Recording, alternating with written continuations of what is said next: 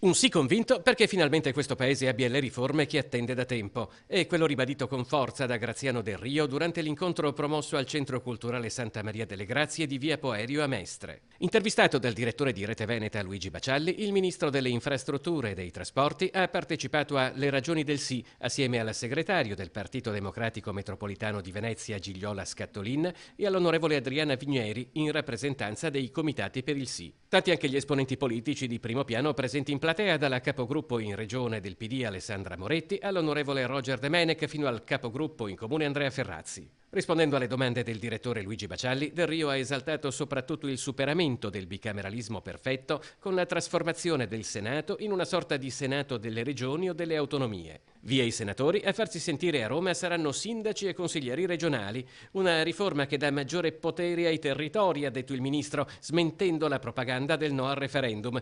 Basti solo pensare al superamento, con tutti i suoi limiti, di un istituto come la Conferenza Stato-Regioni.